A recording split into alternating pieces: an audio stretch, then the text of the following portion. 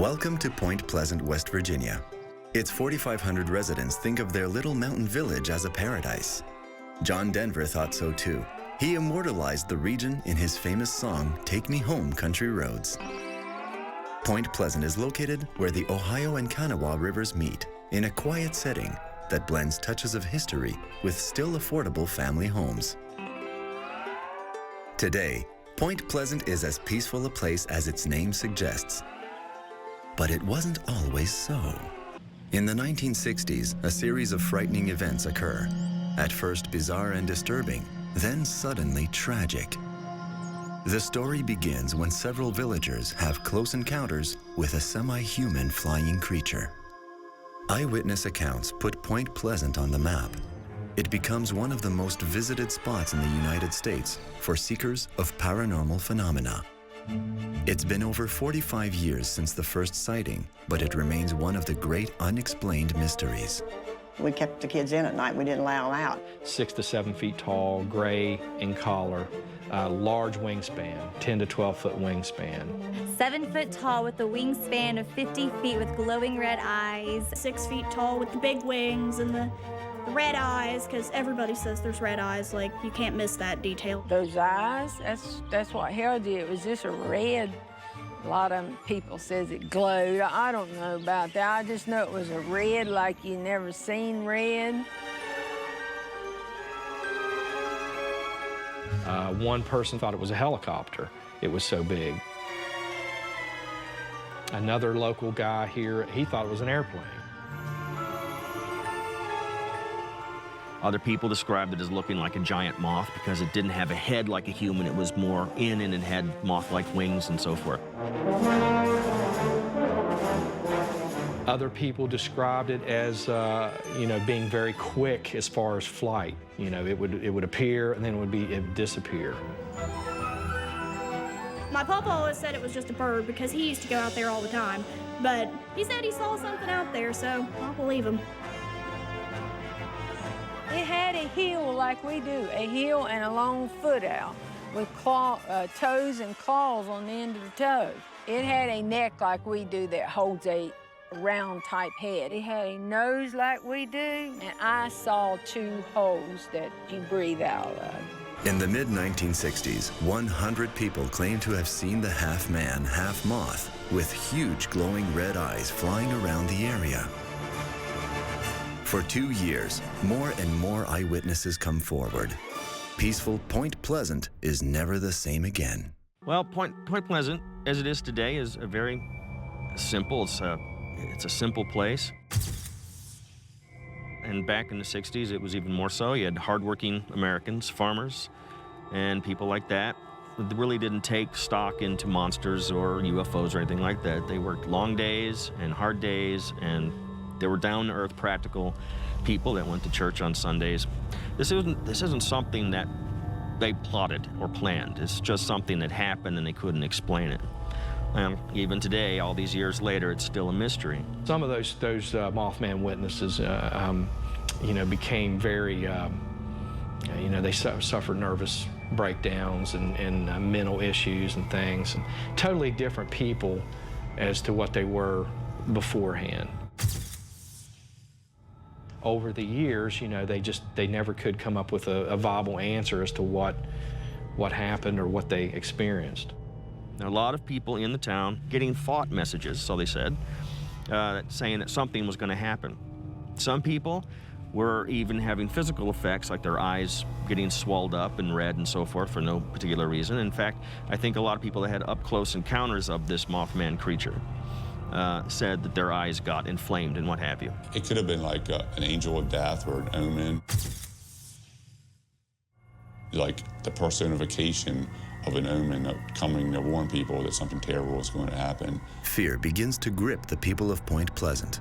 Some believe the creature is an omen, a premonition of catastrophe about to fall on their village and its inhabitants. And soon enough, that's precisely what happens.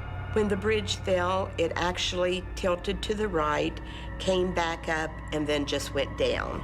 That is, instead of a collapse like sometimes we see on TV or in pictures, the eyewitnesses said that it actually went to the side, then came back up and went down.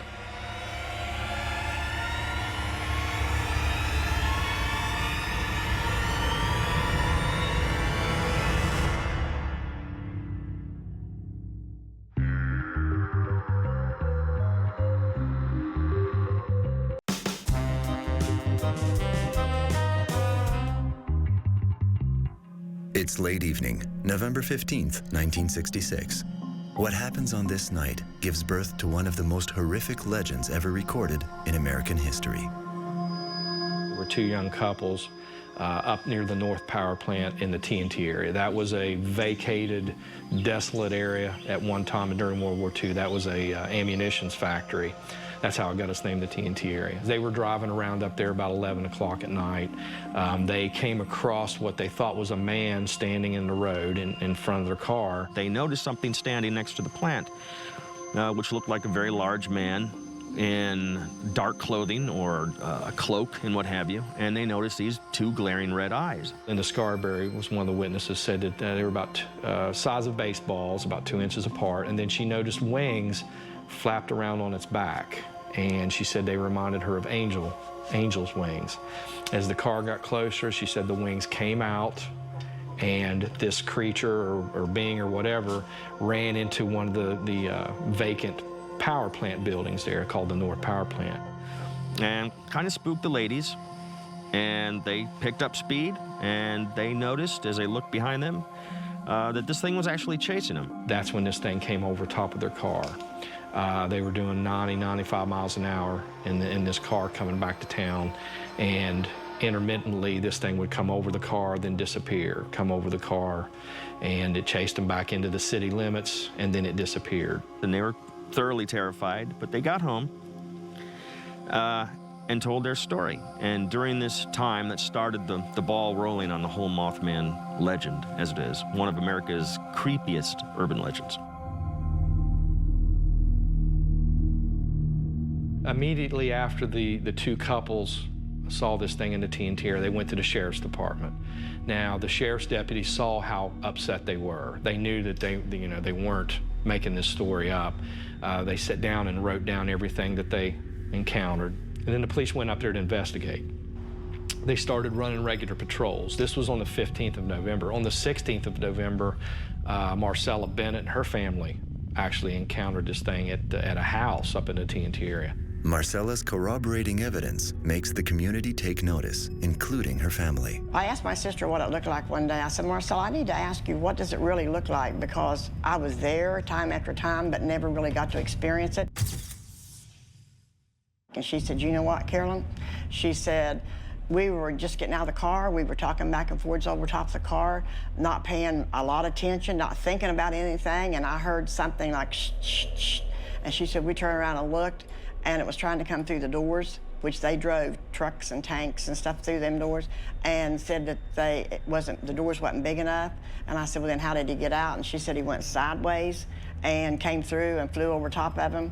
She said, when I looked up and seen them big red eyes, she said, we were out of there. I can't tell you what the rest of it looked like. You can go right down the line through November. You know, there was all kinds of sightings after that. Then the police department started taking it a little more serious. The official record of so many sightings marks a turning point. The residents of Point Pleasant start taking the reports seriously. Many believe something is living near the abandoned munitions plant, something beyond curious, a creature that might actually harm them, and it has a name. The name Mothman was actually given by a news reporter during some of those press conferences in the early days of the Mothman sightings. People always ask, well, how did the name Mothman come about? At the time, in the mid-60s, as a little kid, I used to watch the Batman TV series, but there was also the Batman comic book series. There was a character in that comic book series called Mothman. And because people were describing moth-like wings and red eyes, that name Mothman stuck. Now, a lot of local people still to this day refer to it as the Big Bird. Whenever the Mothman was first spotted, it practically covered all of our news areas. It was in the newspaper, big write-ups, and it was on the radio, TV, word of mouth. Everybody was talking about it. I mean, it was different. It was a piece of something that they had never experienced before. You kept your kids in at night, your little ones. You didn't let them out. newspaper account came out of a big, large 6-foot bird with a large wingspan and red eyes were chasing cars in the TNT area, which caused a mass amount of people to head for the TNT area to see this massive bird that was out there chasing cars. That's how the story grew. Even some of the news channels picked up on it. That's when everybody started coming to Point Pleasant, including John Keel. The late author, John Keel, really spent a lot of time on this whole thing. He stayed there for several months, I believe, or years, doing research for his work. He took it as premonitions. And I believe that it was 2002 they came out with a film based on his book, The Mothman Prophecies. John Keel specialized in writing about extraterrestrials and UFOs. The Mothman Prophecies was published in 1975 and chronicles Keel's extensive research and theories about the Mothman. He believed it was a creature from outer space. When the Mothman was here, things that happened, and it was a little different, and people were scared because, you know, you're a little scared of what you don't know. And they didn't communicate with him, didn't know if he was going to hurt anybody. He didn't hurt anybody, but there was an animal killed, but it could have been a coyote. But you didn't know what was going to come up. And people was a little nervous. During the Mothman sightings here in Point Pleasant, they would not let some of the children out for recess because the people didn't know what this thing was. They thought if it was a big bird, it could come down and pick up a little kid and take off with them. So that's how paranoid some people were when all this was going on. It was called The Bird, where a location where a lot of people were seeing the Mothman, known as The Bird, was the North Paraplan, and it was generally known as the Birdhouse. I think it was tore down in the early 90s. It was deemed a health hazard, and they did tear it down, which is kind of a shame because it would be like a great landmark. We went up there looking for the Mothman all the time. Don't know what we'd have done if we'd have found him. I wished I could have said, yes, this is what it looks like. But, you know, it was something to do, and you're curious. And we went, but we had carloads. He wasn't going to come out when we were there. Everybody wants a glimpse of the Mothman, be it human, animal, or alien. There are as many local skeptics as believers, but the urban legend grows. And so do the questions. Where did it come from? And why did it choose the munitions depot? What happens next raises even more serious questions.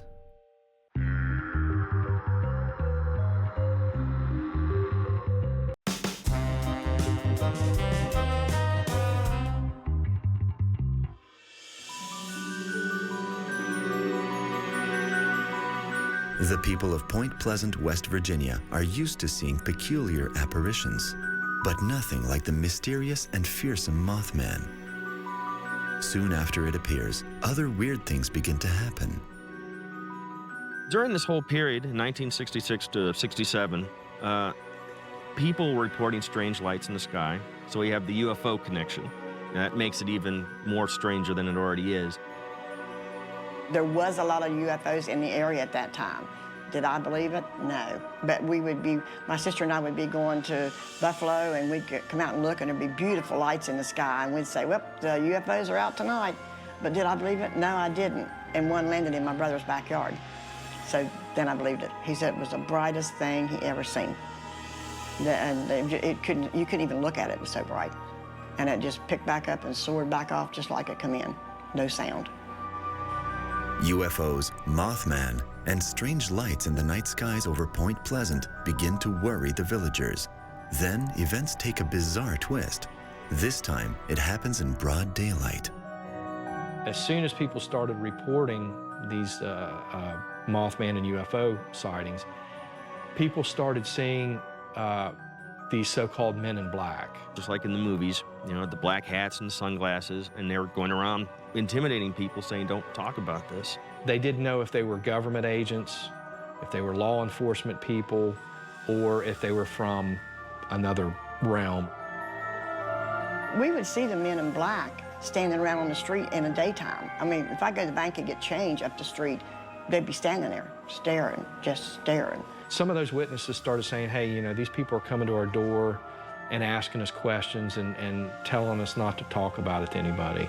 The local newspaper reporter, Mary Hire, said they would come into her office, and she didn't know them. They didn't identify themselves, but they were adamant about her not reporting these details to the newspaper and to the media.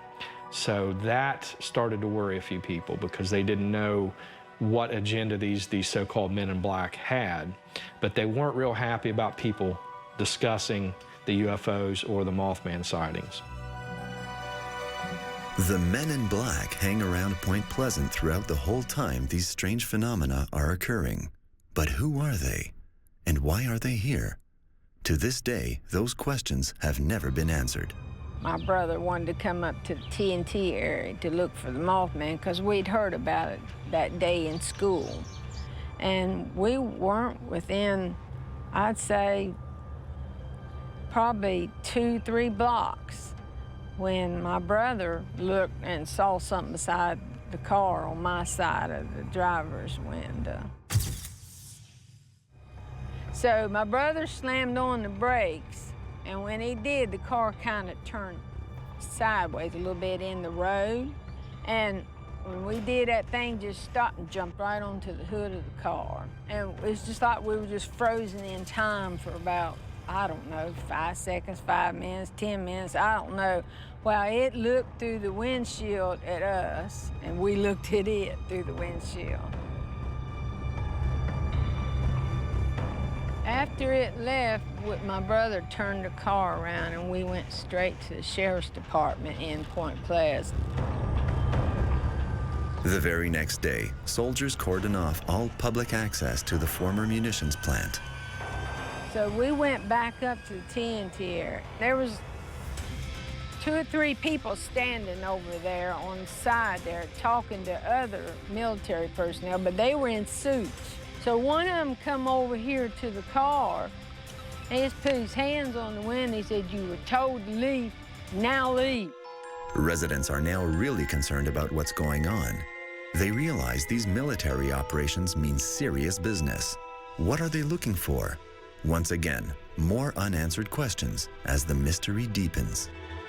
One of John Keel's books, he talks about, it may have been actually one of the Mothman prophecies, he talks about window areas, which are like parts, like areas of land or some, like in various places around the earth and the globe, that they're more akin to like paranormal activity.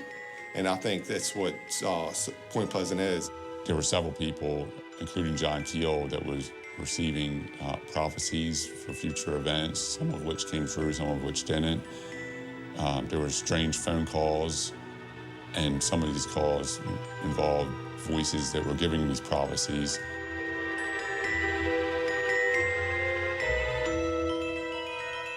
The Mothman is something that scared a lot of people.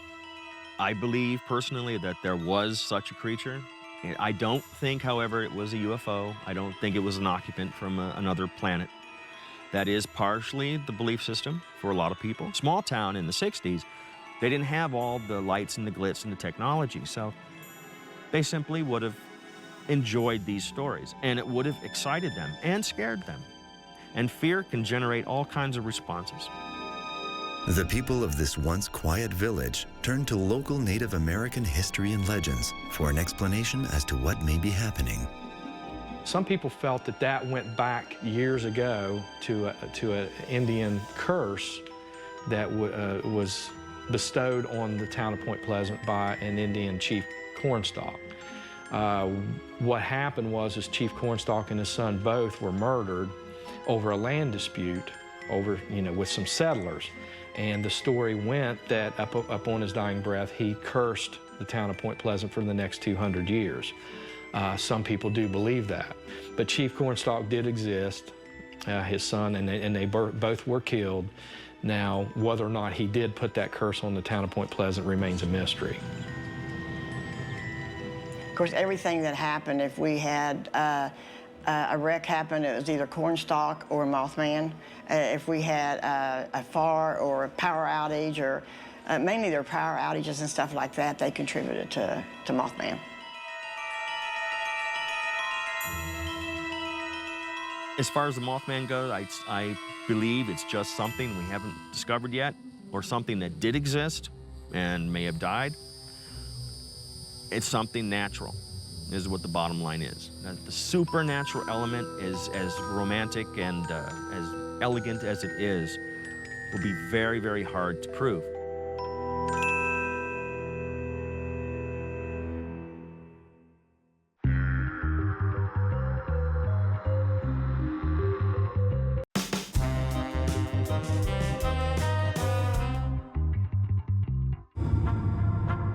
While the residents of Point Pleasant try to connect all the dots and make sense of the strange things going on around them, no one could have predicted what happens next.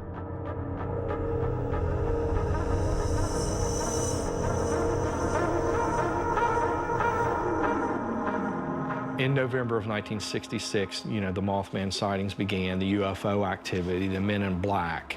All this was going on at the same time. Apparently, people were getting thought patterns, like something bad is going to happen, something really terrible. People were having dreams, seeing presence floating in the water and so forth.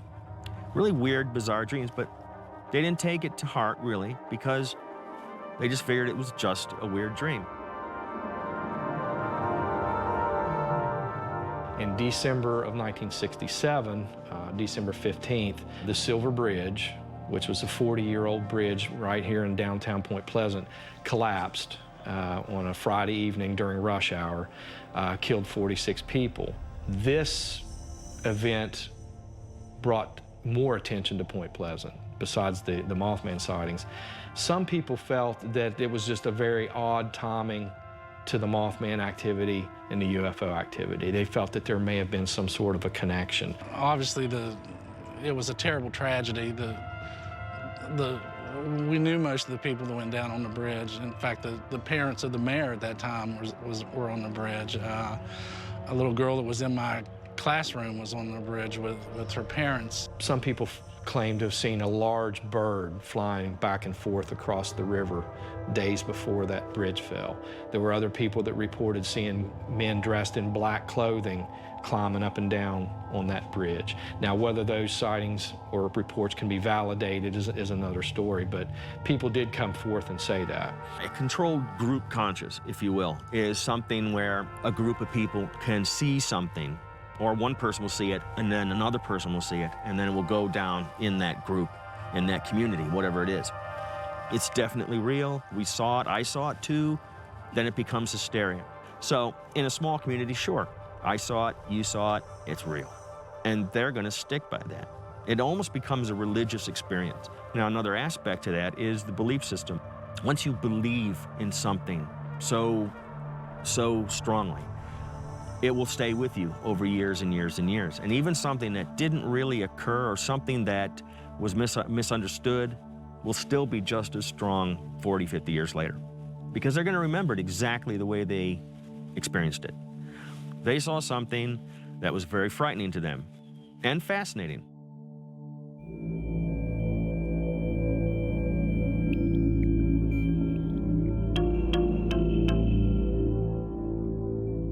A lot of those people were not real thrilled about seeing it. They didn't, some of them would not even go out at nighttime. They became reclusive.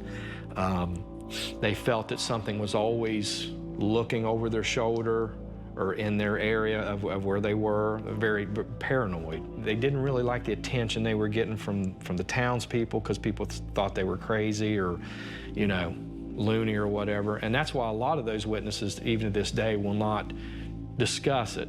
They won't admit that it didn't happen. They will tell me it did happen, they saw it with their own eyes, but that's all they want to say about it. Jeff has always been interested in strange phenomena. His obsession with the mysterious Mothman took root in childhood. He's spent years accumulating enough evidence to fill his Mothman Museum. That makes him a leading authority on the creature and where it's likely to be seen. Okay, these structures have been here for well over 60 years. They're relatively untouched. As you can see all the detail on these, you can actually walk underneath, look underneath, and they're very eerie, especially at night, especially when the fog starts setting out here. They're basically the same as they were back during World War II. When the war ended, they just left everything. They never tore anything down. And during the Mothman sightings, a lot of people thought that whatever this thing was was either roosting or staying in this general area up here in the TNT area.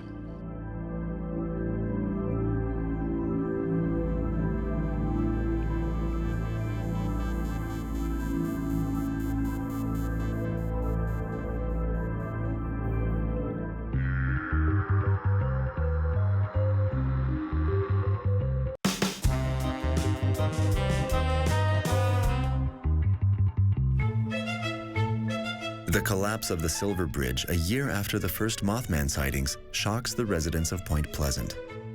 Engineers offer plausible explanations about why the 40-year-old bridge collapsed, but some people aren't so sure. They link the tragedy to unnatural causes. Some people say that the Mothman had something to do with the Silver Bridge falling. My answer to that is the Silver Bridge fell because of a cracked eye bar. There was one eye bar that was prior to the Ohio Tower on the bridge. It cracked, and that is what caused the bridge to fall. Now, the 13th pin, strangely enough, that held the bridge together, and scientifically speaking, or from an engineer's point of view, when they did tests on the bridge after the accident, after it collapsed, they said that it was no wonder it didn't collapse earlier. It was old bridge, it was out of date, it needed to be changing. That's a matter of record. The fact that it was the 13th pin that went added, another supernatural element to it. And it's great for the urban legend. It adds to it, it adds to the mystery. There are other people who say that the Mothman was sort of an omen of the bridge falling. I don't know where they got that idea. Well, in the 60s, they had very poor, or it was just neglect in their disposal of some of the byproducts of that TNT factory. So it got into the aquifer. The aquifer is the main water source, and they would have used it. And even though they may have had purification processes, which I'm sure gets out a lot of the pollutants and carcinogens and what have you, some of it may have gotten through and may have caused a hallucinogenic effect. If the ground was saturated with some kind of unknown pollutant that caused a hallucinogenic effect, and you saw a true life cryptozoological cryptid creature, you're going to start seeing all kinds of different things. And what is going to be totally natural to a biologist or an ornithologist or something like that, even with their amazement, to people like you and me who's never seen these things before, it's going to be frightening.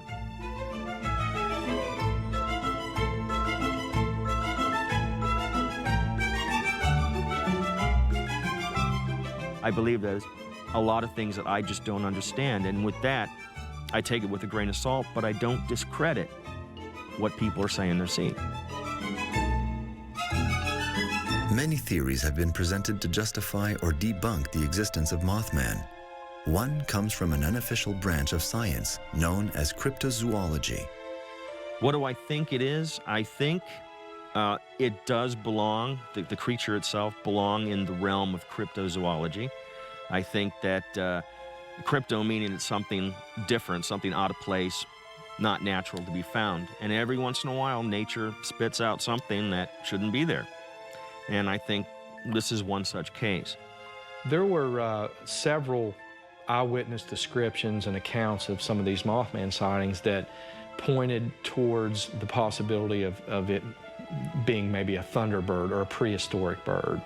I had actually talked to one lady who saw it in daylight in the TNT area, and she described it as a prehistoric bird. Some people felt that the Mothman may have actually been a thunderbird or something extinct. It's like any other crypto-type monster, like the Bigfoot legend, or in the state of Florida, the skunk ape, or something like that. Many people say, yes, absolutely exist. We've seen it. We don't know what it is. Why aren't we catching these things? You would think they would leave some kind of evidence. Well, what about a body? Anthropologists and archaeologists, they need these things, empirical data, to believe in it. And without that, it's going to remain in the realm of folklore or myth. Another theory suggests Mothman might be the result of some radical mutation of a life form exposed to radiation. I wish there were a lot more supernatural creatures. It would make life more interesting. But I think in this case, it was just something that existed, does exist still, and occasionally came out of there. He could have been mutated. It could have been mutated by that particular area, which was the grounds are poisoned. They still are even to this day. The EPA is trying to clean that up. Sometimes, like if you remember the old bee monster movies, you know, they got radiation or something that gets gigantic and what have you. In those cases, radiation just kills, pure and simple. But every once in a while, it alters DNA, it alters growth patterns and so forth in plants and in people. You know, after World War II, you can find all kinds of different effects from radiation for those who survived. Frightening effects that make humans look non-human. So this could happen in nature too. And I think that's also a credible possibility.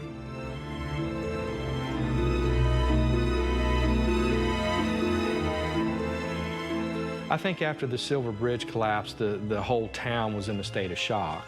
I mean, they'd never seen a disaster, you know, on that scale of, you know, 46 people, you know, perishing in a bridge disaster. It was the worst bridge disaster in American history. Still is. But I think you know, there was so much going on. People had a hard time absorbing all of the activity and the attention. But, you know, people still, you know, were in the TNT area, you know, years and years, even to this day. It's really difficult to say that book will ever be closed on, you know, what this Mothman or large bird actually was. That's the whole beauty of the Mothman stories. People are always looking for answers.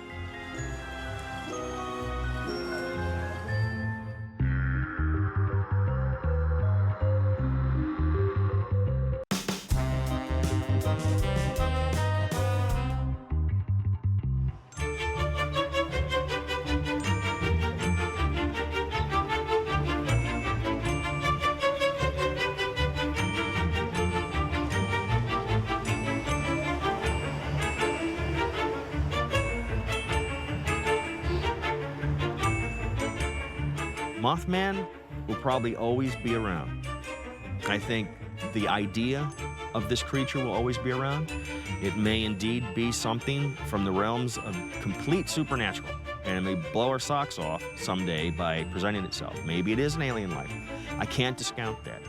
My personal belief system is that it's just a misidentification. It's a great story, though. I think if 20 years ago, somebody would have came forth and said, this is what it was, here's the proof, here's the documentation, book closed, you know, we wouldn't be sitting here right now.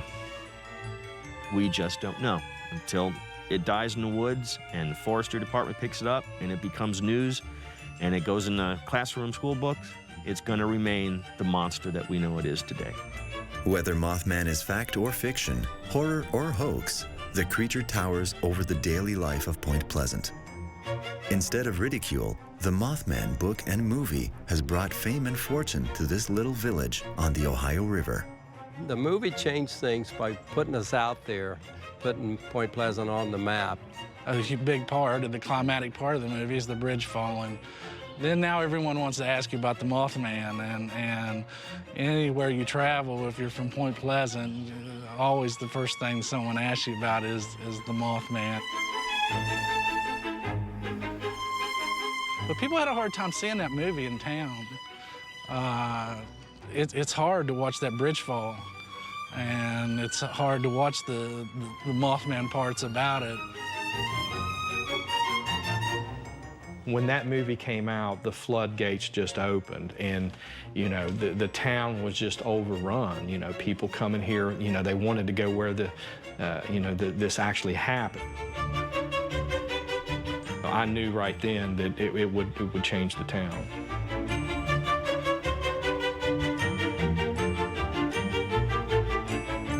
But you know, whether you believe in the Mothman or not, it's done a lot for Point Pleasant.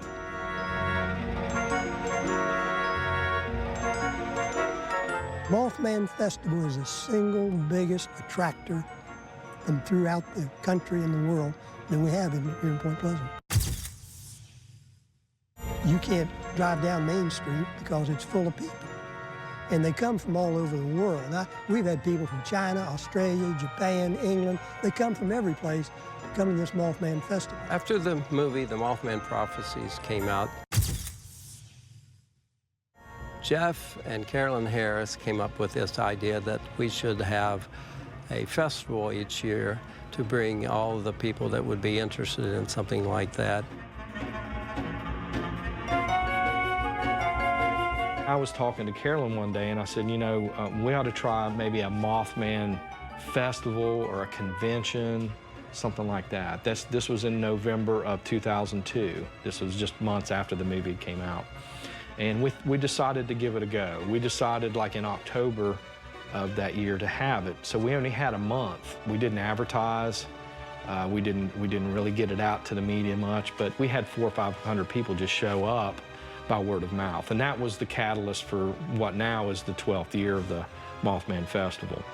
And we have speakers at the State Theater. We have entertainment on the Riverfront Park. And sometimes we have karaoke contests. We've had a weightlifting contest there. We have a lot of vendors out here, a lot of souvenirs. We have a witness panel that we pay to sit there and answer questions. People want to ask them in direct, for sure. You know, what did you see? They want to ask them. They like that out there. And we try to add something every year. We have a 5K race. We have a big Mothman beauty pageant. From the Mothman, glowing red eyes, 10 feet tall, baby, that's no lie. In the Mothman Festival pageant, we have mothwear, which is where contestants wear jeans, and then they are to incorporate the color green into their outfit. And we get wings sometimes. Contestants have wings. Sometimes contestants they want to show their personality, so they're real stylish and upbeat. They also compete in evening gown and on-stage question. And what the judges usually try to look for is just a natural girl who is just wanting to really promote the Mothman Festival pageant and not just be after the crown and sash, but actually to promote the festival. I went in 2010. It was really actually quite surprising because I'd never done a pageant before, so I was really nervous. And I'd always liked the Mothman and all that stuff, so I thought, hey, why not, let's try it. And then lo and behold, I won, which was absolutely insane. But the pageant was actually really cool. Like, we got to learn the Mothman dance, which was really fun. Mothman, he's not from Japan. He's genuine American.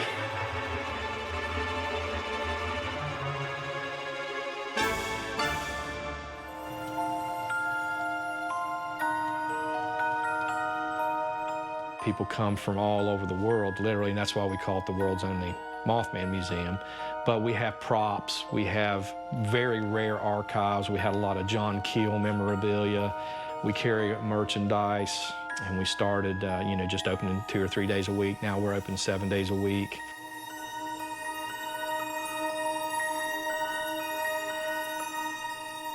And we're knowledgeable. People want to come in and ask us questions. We show documentaries and things like that. I really enjoy being a tour guide. I meet people from all over the world. It's really cool. We can take them up T&T area, let them see everything as far as different sites of Point Pleasant, tell them different stories that I've been told throughout the years about the Mothman and all the different encounters with him. Stories I've actually heard from the eyewitnesses themselves. Then we get out and we check out the igloos and look at the first where the first sighting was. It's really, really entertaining. I enjoy it. Igloos are storage bunkers made of cement where ammunition was stored during the Second World War. Although there were never really actually any Mothman sightings reported in the igloos, it's still a fascinating part of the history of the T&T area. As you can see, the 4-foot thick walls.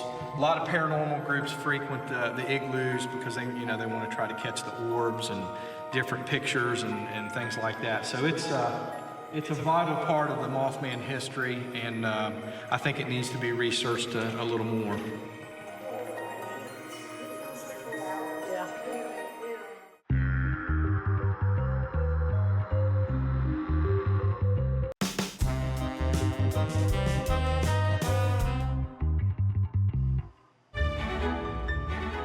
It's been nearly 50 years since the Mothman and the Men in Black spooked a little village in West Virginia.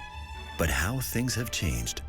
From the town's worst nightmare, Mothman has become a dream come true and a symbol of pride and joy for everyone. The Mothman is such a creature that it's hard not to look at. He sort of takes after Loch Ness Monster and Bigfoot, but I think ours is a little more exciting because he just shows up everywhere, and there's so many stories behind him that it's changed our town.